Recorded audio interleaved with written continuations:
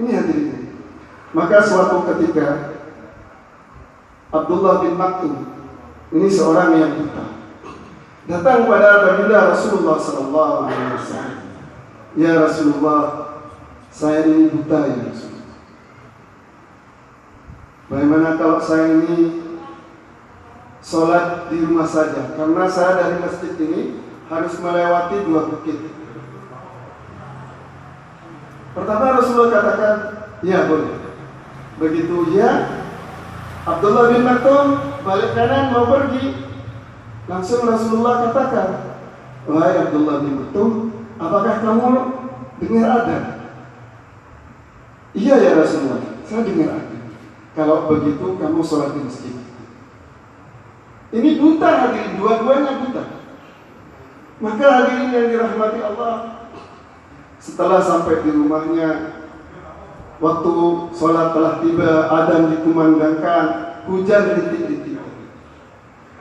Maka hadirin yang dirahmati Allah, Abdullah bin Maktum pergi menuju masjid dengan memapah pada bukit.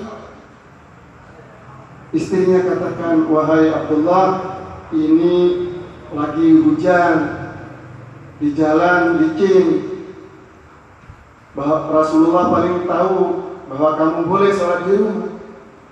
Katanya Abdullah, saya sudah menghadap ke Rasulullah. Kata Rasulullah, saya suruh sholat di masjid. Maka hadirin yang dirahmati Allah, pergi ke masjid di tengah jalan karena hujan rintik-rintik, licin lagi, jatuh hadirin. Abdullah bin Maktum pelepotan, pulang. Begitu pulang, salin, berangkat lagi. Istrinya yang, kamu sholat di rumah saja, ini lagi licin. Enggak, Rasulullah kata Rasulullah, saya harus sholat di masjid. Maka hadirin yang dirahmati Allah, berangkat lagi yang kedua, di tengah jalan jatuh lagi hadirin. Maka pulang lagi, salin lagi. Istrinya bilang lagi, wahai Abdullah, kamu ini buta, di luar licin, hujan rintik-rintik. Rasulullah pasti tahu keadaan kamu. Kata Abdullah, tidak. Rasulullah bilang, saya harus sholat di masjid. Maka hadirin yang dirahmati Allah, berangkat yang ketiga. Maka hadirin yang dirahmati Allah, begitu mau jatuh, maka ada pemuda telah membantunya, sehingga tidak jadi jatuh. Maka dipapahlah Abdullah bin Abi Maktum sampai ke masjid, sampai ke depannya masjid. Maka anak muda ketika di depan masjid, anak muda itu katakan, wahai Abdullah, ini telah sampai di masjid, berangkatlah. Dan kamu, kenapa kamu sampai di sini saja? Tidak, saya tidak mau masuk. Kenapa kamu tidak mau masuk? Ya, karena saya tidak mau masuk. Kamu tahu siapa saya? Tidak, siapa kamu? Saya adalah iblis. Maka Abdullah bin Maktum tanya, kenapa kamu bantu saya?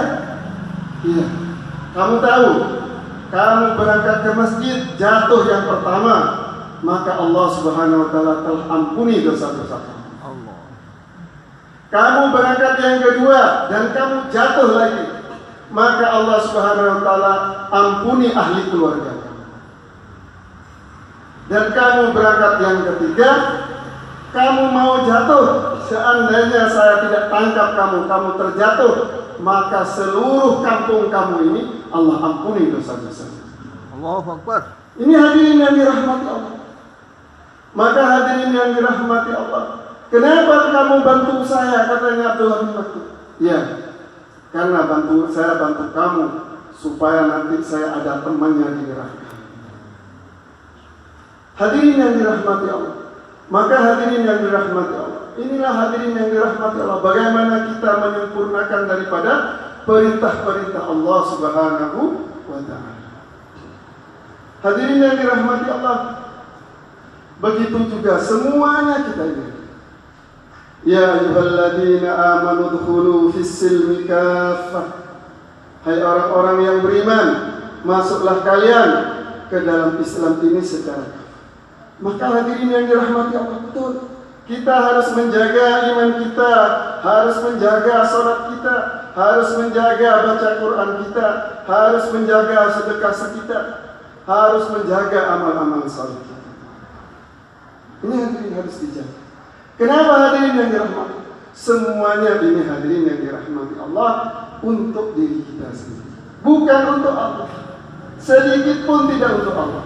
Amal-amal kita ini semuanya dari keimanan, amal-amal saleh kita ini untuk diri.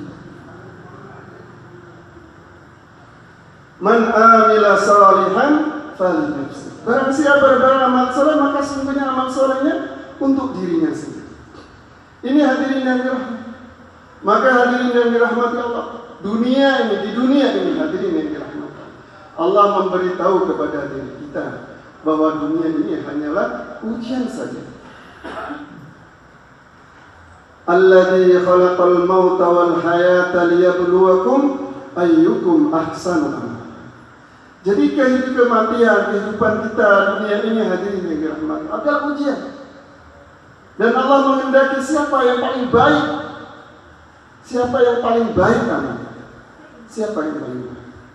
Bukan siapa yang paling tinggi pangkatnya, paling banyak, bukan.